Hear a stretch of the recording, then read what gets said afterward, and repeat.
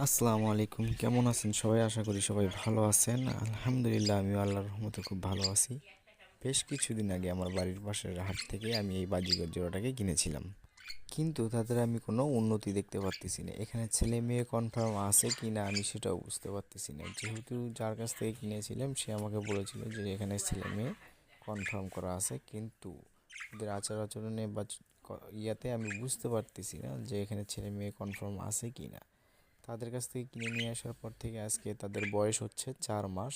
তারা এখনও পর্যন্ত কোনো রকম ব্রিডিং করেনি, আমার চোখে পড়েনি।